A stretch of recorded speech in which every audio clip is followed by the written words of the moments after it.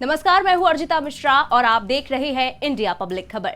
हरियाणा के चुनावी दंगल में सभी पार्टियों के सियासतदान अपने अपने दांवपेच से विरोधियों को चित करने में लगे हुए हैं और सभी राजनीतिक धुरंधर अपने तीखे शब्द बाणों से एक दूसरे को लगातार घायल करने में लगे हैं।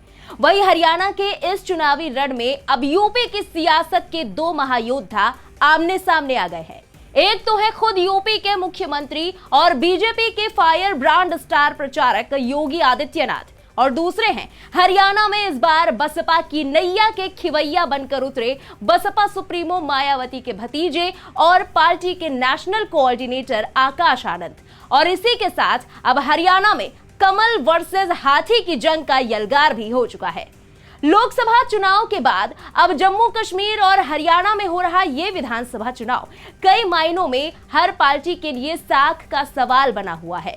खासकर हरियाणा की बात करें तो पिछले 10 सालों से सत्ता में काबिज बीजेपी के लिए एंटी इनकम्बेंसी की लहर के बीच जीत रिपीट करने का प्रेशर है, तो वहीं कांग्रेस के लिए लंबे सूखे के बाद एक बार फिर कम बैक करने का चैलेंज। और इन्हीं सब के बीच दोनों ही पार्टियों के लिए अपने अपने वोटर्स बचाने की खातिर टेढ़ी खीर साबित हो रहे हैं हरियाणा चुनाव में गठबंधन करके साथ में ताल ठोक रहे बसपा और इंडियन नेशनल लोकदल।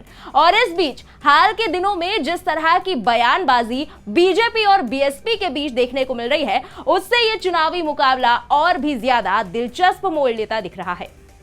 एक तरफ यूपी के सीएम योगी आदित्यनाथ बीजेपी के दिग्गज स्टार प्रचारक के तौर पर खुले मंच से कांग्रेस की पिछली सरकारों के साथ साथ इस बार मैदान में उतरी बीएसपी जैसी बाकी पार्टियों पर भी जमकर हमले बोल रहे हैं, तो वहीं अब हरियाणा में धुआंधार रैलियां करके आकाश आनंद ने एक बार फिर तल्ख तेवर और आक्रामक अंदाज में सीएम योगी पर जोरदार पलटवार किया है, जिसकी चर्चा अब चारों तरफ हो रही है।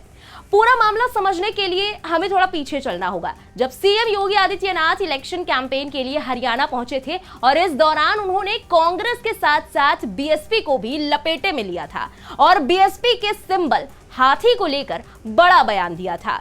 असंध की जनसभा में कांग्रेस के साथ बीएसपी और इनेलो को भी निशाने पर लेते हुए सीएम योगी ने कहा कि कांग्रेस का ढांचा वैसे ही जर्जर हो चुका है जैसे अयोध्या में बाबरी का ढांचा। सीएम योगी ने बसपा के लिए कहा कि बहुजन समाज पार्टी के हाथी का पेट इतना बड़ा है कि वो कभी नहीं भरता, आपका वोट खराब हो जाएगा। सीएम योगी ने कहा कि हरियाणा को परिवारवाद और भ्रष्टाचार में डुबोने का काम कांग्रेस, इनेलो और आम आदमी पार्टी ने किया है। याद रखना, बहुजन समाज पार्टी के हाथी का पेट इतना बड़ा है कि वो कभी भरता नहीं है, कभी नहीं भरने वाला है, वो वोट खराब हो जाएगा। कोई ऐसी गलती मत कर देना जो आपस में बटे। याद रखना, बटे तो कटे। कांग्रेस का हाथ बिगाड़ेगा हालात। कांग्रेस हो या बहुजन समाज पार्टी या आम आदमी पार्टी, ये तीनों एक ही थाली के चट्टे बट्टे हैं। इनको विकास से कोई लेना देना नहीं। ये परिवारवाद और भ्रष्टाचार को बढ़ाने वाले आकंठ भ्रष्टाचार में डूबे दल है। वहीं सीएम योगी के इस वार के बाद बीएसपी की तरफ से पार्टी के नेशनल कोऑर्डिनेटर और हरियाणा में इन दिनों ताबड़तोड़ प्रचार करके धार दे रहे आकाश आनंद ने करारा पलटवार करते हुए ऐसा जुबानी हमला बोला है जिसने सीएम योगी समेत बीजेपी को हक्का बक्का कर दिया है। हरियाणा विधानसभा चुनाव प्रचार के दौरान बसपा के नेशनल कोऑर्डिनेटर आकाश आनंद ने उत्तर प्रदेश के मुख्यमंत्री योगी आदित्यनाथ पर प्रहार करते हुए कहा कि हाथी का पेट तभी भरेगा जब वो कमल के फूल को हर गांव हर गली से उखाड़ फेंकेगा। आकाश आनंद ने कहा कि कुछ दिन पहले यूपी के माननीय मुख्यमंत्री योगी आदित्यनाथ जी आए थे। उन्होंने लाइनों में फ्लो में बोल दिया कि हाथी का पेट बहुत बड़ा है। वो करप्शन के बारे में बोल रहे थे, परंतु मैं उनकी बात का पूरा जवाब देता हूं। मैं उनसे कहता हूं कि हाथी का पेट बहुत बड़ा है, ये नहीं भरेगा जब तक इस कमल के फूल को ये गांव-गांव, गली-गली, मोहल्ले से और देश के हर कोने से उखाड़ कर खा न ले, खत्म न कर दे जड़ से, तब तक हाथी का पेट नहीं भरेगा। यही नहीं, आकाश आनंद ने यूपी उपचुनाव का भी जिक्र करते हुए कहा कि जल्द ही इसके बाद यूपी में भी उन्हें बताएंगे कि किस तरह कमल के फूल को हम चबा चबा कर खाने वाले हैं और इस हाथी का पेट तब तक नहीं भरेगा जब तक कमल का फूल खाकर पचा न ले। बड़ी बात यह है कि आकाश आनंद सोशल मीडिया पर भी लगातार बीजेपी और कांग्रेस को आड़े हाथों लेते दिख रहे हैं। हाल ही में एक बार फिर आकाश आनंद ने अपनी एक एक्स पोस्ट में लिखा कि हरियाणा में 5 अक्टूबर को वोटिंग है और आपका एक वोट हरियाणा का भविष्य तय कर सकता है। बीते 20 वर्षों में कांग्रेस और बीजेपी ने बारी बारी से आपके प्रदेश को लूटा है, युवाओं को बेरोजगार बनाया है, बच्चों को शिक्षा से दूर किया है और महिलाओं को असुरक्षा दी है।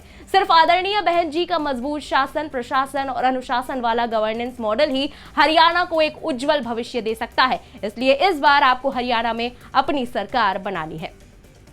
चलिए एक नजर जरा इस पर भी डाल लेते हैं कि सूबे में पहली बार कब विधानसभा चुनाव हुए और कौन पहला मुख्यमंत्री बना और किसके नाम सबसे लंबे समय तक हरियाणा का सीएम बने रहने का कीर्तिमान दर्ज है। कांग्रेस के भगवत दयाल शर्मा हरियाणा के पहले मुख्यमंत्री के रूप में जाने जाते हैं। 1 नवंबर 1966 को इन्होंने सीएम पद संभाला था। हरियाणा के पहले मुख्यमंत्री के तौर पर उन्होंने 143 दिनों तक सत्ता की चाबी अपने हाथों में रखी। 5 महीने के बाद जब 1967 में दूसरी बार विधानसभा चुनाव हुए तो विशाल हरियाणा पार्टी ने दमदार जीत हासिल की और बीरेंद्र सिंह राव ने सीएम पद की शपथ ली। हालांकि सरकार ज्यादा दिन नहीं चली और इसके बाद 20 नवंबर 1967 में भी राज्य में राष्ट्रपति शासन लागू हो गया। साल 1968 में फिर से विधानसभा चुनाव हुए तो कांग्रेस ने दोबारा जीत हासिल की और 1977 तक उसने शासन किया। फिर जनता पार्टी सत्ता में आई। कांग्रेस, जनता दल, समाजवादी जनता दल, कांग्रेस, हरियाणा विकास पार्टी, इंडियन नेशनल लोक दल कांग्रेस और पिछले 10 सालों से अब बीजेपी सत्ता में है। वहीं बीजेपी को एक झटका भी तब लगा जब साल 2019 से चले आ रहे भाजपा और जेजेपी गठबंधन में इसी साल विधानसभा चुनाव से पहले दरार पड़ गई। 12 मार्च 2024 को बीजेपी और जेजेपी गठबंधन टूट गया। इसके बाद मनोहर लाल खट्टर ने मुख्यमंत्री पद से इस्तीफा दे दिया। उसी दिन नायब सिंह सैनी ने नए मुख्यमंत्री के रूप में शपथ ली।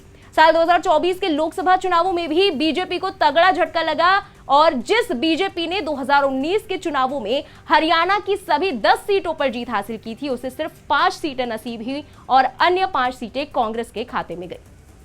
हालांकि अब आज की सूरत हाल पर गौर करें तो हरियाणा चुनाव में बीजेपी और कांग्रेस के बीच ही अब तक सीधे लड़ाई होती आई है।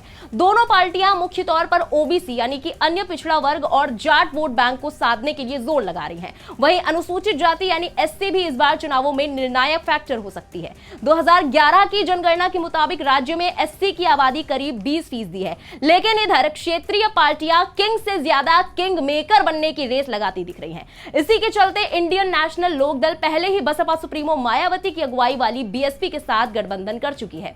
गठबंधन के नेताओं ने अभय सिंह चौटाला को सीएम फेज घोषित किया है। अभय इनेलो से एकमात्र निवर्तमान विधायक हैं। 2024 के लोकसभा चुनाव में इनेलो ने 7 सीटों पर चुनाव लड़ा था और कुल 1.84% वोट शेयर हासिल किया था। आगामी विधानसभा चुनाव दोनों पार्टियों के लिए इस तरह से एक लिटमस टेस्ट साबित होने वाला है। राजनीतिक जानकारों के माने तो साल 2019 की तरह हरियाणा में निर्दलीय और छोटी पार्टियों की भूमिका अहम हो सकती है, जैसा कि 2019 में हुए विधानसभा चुनाव में जेजेपी के साथ हुआ था, जब जेजेपी किंगमेकर बनी थी और बीजेपी ने जेजेपी, हरियाणा लोकहित पार्टी और निर्दलियों के समर्थन से यहां सरकार बनाई थी। चूंकि हरियाणा में 10 साल से बीजेपी की सरकार है, ऐसे में एंटी इनकम्बेंसी के चलते हरियाणा में वोटिंग का अलग पैटर्न भी देखने को मिल सकता है। फिलहाल विधानसभा चुनाव में स्थानीय मुद्दे हावी हैं और प्राथमिकता में रखे जा रहे हैं। वहीं अब आकाश आनंद और सीएम योगी की सीधी जंग यहां चुनावी माहौल में और भी गर्मी बढ़ाती दिख रही है। ऐसे में हरियाणा का अगला मुख्यमंत्री कौन बनेगा, इसका फैसला करने के लिए सूबे में 5 अक्टूबर को वोटिंग होगी और फिर विधानसभा चुनाव के नतीजों से यह तस्वीर साफ हो जाएगी कि किसका बजा डंका और किसकी लगी लंका। फिलहाल इस विशेष पेशकश में बस इतना ही। इस पूरे मुद्दे पर आपका क्या कहना है कमेंट्स में लिखकर जरूर बताएं। बने रहें इंडिया पब्लिक खबर के साथ। हमारे यूट्यूब चैनल को सब्सक्राइब करें, बेल आइकन दबाना बिल्कुल ना भूलें।